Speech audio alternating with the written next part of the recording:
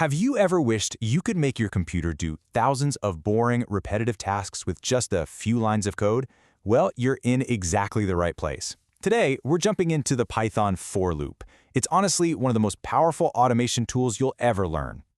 I mean, really think about it. Imagine having to send a personalized email to 100 people, or rename every single photo in a folder, or, I don't know, just count from 1 to a million. Doing that by hand would be an absolute nightmare.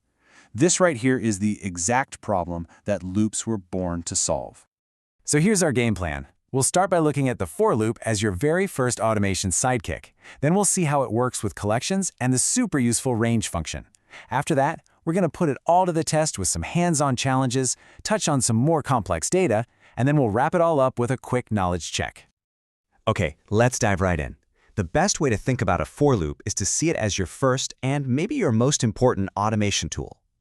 When you boil it all down, this is what a for loop really is. It's just a simple way for you to tell Python, hey, see this collection of stuff? I want you to do the exact same thing to every single item in it, one after the other, until you're all done.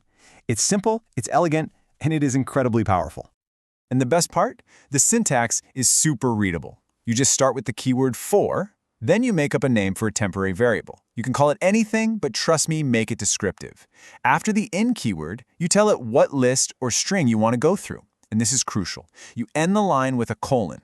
That little colon tells Python that an indented block of code is coming right up. All right, theory is one thing, but let's actually see this thing in action. We'll kick things off with two of the most common things you'll ever work with, strings and lists. You know, a string is really just a sequence of characters, right? So a for loop handles it perfectly. We create that temporary variable, char, and on the first go-around, Python makes it equal to p. On the next, it's y, then t, and you get the idea. The loop just automatically moves to the next item until it runs out. And check this out. This shows you just how versatile loops are. The exact same structure works for a list of numbers. The first time through the loop, our variable number is 2. The next time, it's 3. Then 5, then 7. The loop just knows when to stop. No extra work for us. Okay, but what if you don't actually have a list ready to go? What if you just want to do something, say, 10 times? For that, we need to get to know a fantastic little function called range. The range function is your absolute go-to for loops that involve numbers. If you give it just one number, like range 5, it'll give you the numbers 0, 1, 2, 3, and 4. Give it 2 numbers, and you can set your own start and stop points. And with 3 numbers, you can even set a step, which lets you count by 2s or 3s, or even count backwards. It's so flexible. Okay, enough talking. It's time to turn all this code into actual creation. Let's tackle a couple of challenges and see how we can use these loops to solve some real problems. So here's our first one. We need to find the sum of all the odd numbers from 1 to 100. Using a for loop and that range function we just talked about, how would you do it? Take a second to think it over. And here's how you do it. First, we set up a total variable and start it at 0. But the real magic, the secret sauce, is in that range function. We start at 1, we go up to 101, and that third number, that step of 2, is the key. It tells range to only give us the odd numbers, 1, 3, 5, and so on, all the way to 99. Then inside the loop, we just add each number to our running total. Easy, right? Let's try another one, but this time with a string. The mission is to count every single vowel in this sentence. Oh, and it shouldn't matter if the vowel is uppercase or lowercase. So the real trick here is figuring out how to handle the whole uppercase/lowercase thing efficiently. And the answer is to use the .lower method on the sentence before the loop even starts. That way, we only have to check for the lowercase vowels. Then, for each character, our if statement just checks if it's in that simple string of vowels, A, E, I, O, U. If it is, we tick our counter up by 1. It's super clean and really effective. So far, we've been looping over pretty simple stuff. Now, let's level up a little and see how for loops handle more complex things, like dictionaries and sets. Okay, so this is a gotcha that trips up a lot of people at first.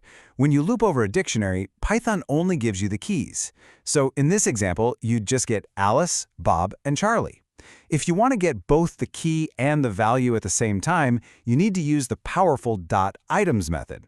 As you can see, that lets you unpack both pieces of data into their own variables right inside the loop. And just a quick word on sets. Yes, you can totally loop over them, but you have to remember their one defining feature. They are unordered. That means you can never, ever rely on the items coming out in a specific sequence. The loop will hit every single item, for sure, but the order might be different every single time you run the code. All right, we've gone through the definitions, the examples, and even a couple of challenges. So let's do a quick little quiz to see how well it all stuck. Okay, take a good look at this piece of code. We're making a dictionary, and then we're looping directly over it, printing each item without starting a new line. What do you think the final output is going to be? And the correct answer is B. It's 1, 2, 3. This goes right back to what we just talked about. When you loop over a dictionary directly without using a special method like .items, Python just gives you the keys. And in this case, the keys are the numbers 1, 2, and 3. So let's just quickly recap the most important stuff. For loops are your all-purpose tool for working with any collection of items. Range is your best friend when you need to loop a certain number of times. And for dictionaries, just remember, looping directly gets you the keys, but you can use .values or .items to get the other parts. I want to leave you with this thought from the great B.B. King. The skill that you've started building today, this understanding of how to make a computer work for you, that's now part of your toolkit forever. And that's a pretty powerful thing. Which really brings us to the final and, I think, the most important question. You now have this fundamental tool for automation and for creation right at your fingertips. So, what are you going to build with it? What's the first problem you're going to solve?